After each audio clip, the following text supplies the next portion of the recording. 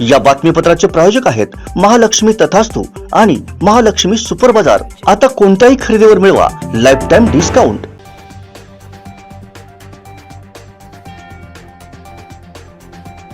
मध्य प्रदेशात खरगोन बसचा भीषण अपघात झालाय।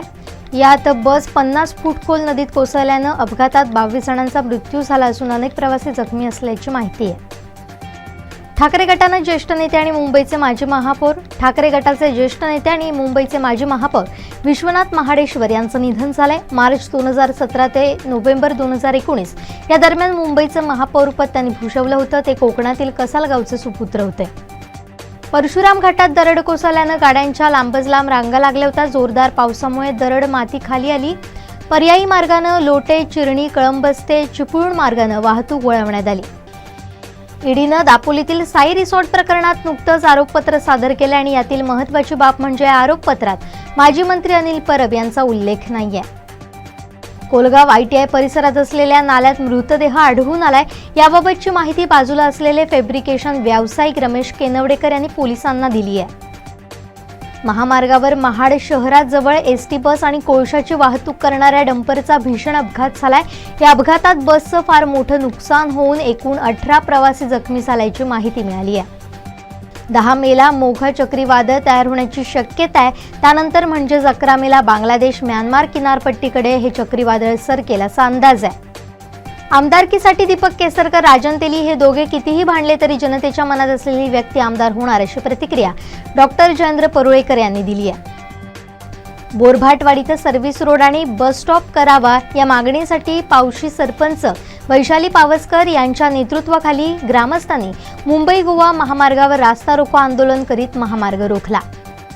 सिंधुदुर्ग जिल्ह्यातील कुडामधील पाठ तलाव हे पक्ष्यांसाठी नंदनवन म्हणून ओळखलं जातं।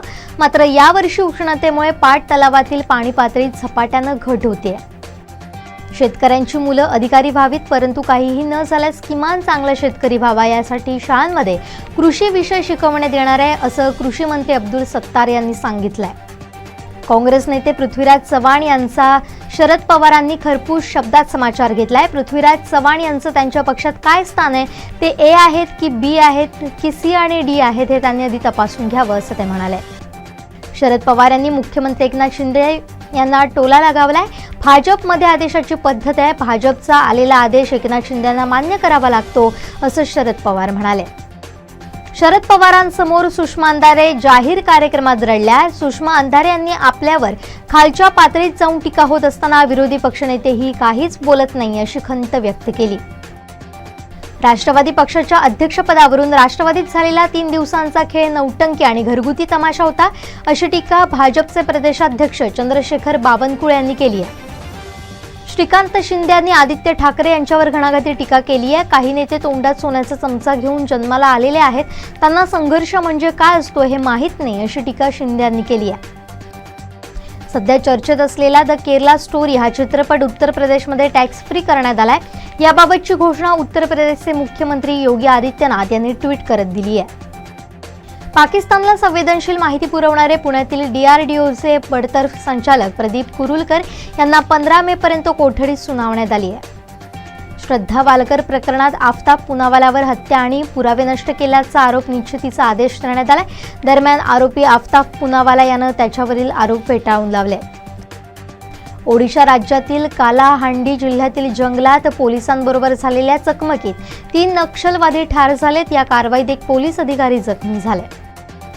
चालू आर्थिक वर्षात देशाचा विकास दर 6% राहील असा अंदाज जागतिक स्तरावरील पतमापन संस्था फिचनं व्यक्त केला आहे। सलमान खान याला जीवे मारण्याची धमकी दिल्याप्रकरणी एका व्यक्तीवर मुंबई पोलिसांनी लुकआउट परिपत्रक जारी केलंय। प्रभास, कीर्ती सेनॉन, सैफ अली खान आणि सनी सिंग यांच्या प्रमुख भूमिका असलेल्या आदिपुरुष चित्रपटाचा ट्रेलर अखेर रिलीज झाला। यात हनुमानाची भूमिका साकारलेल्या देवदत्त नागेची चर्चा आहे। बॉलिवूड अभिनेत्री परिणीती चोप्रा आणि आपचे नेते खासदार राघव चड्डा यांच्या भेटीगाठींमुळे ते गेल्या अनेक दिवसांपासून सोशल मीडियात दिसतात। 13 मेला त्यांचा साखरपुडा होणार असल्याचं वृत्त आहे। पाकिस्तानचे माजी पंतप्रधान इम्रान खान यांना भ्रष्टाचाराच्या आरोपाखाली राजधानी इस्लामाबादमध्ये अटक करण्यात आली आहे। पाकिस्तान रेंजर्सनी इम्रान खानला इस्लामाबाद उच्च न्यायालयाबाहेरूनच अटक केली आहे। या बातमीपत्राचे प्रायोजक आहेत महालक्ष्मी तथास्तू आणि महालक्ष्मी सुपर बाजार. आता कोणत्याही खरेदीवर मिळवा लाईफ टाइम डिस्काउंट. आमचे दिवसभरातले सर्व अपडेट्स, ताज्या घडामोडी आणि थेट लाईव्ह पाहण्यासाठी सबस्क्राईब करा, लाईक करा कोकणचं नंबर 1 महा चॅनल कोकण 7 लाईव्हचं YouTube चॅनल.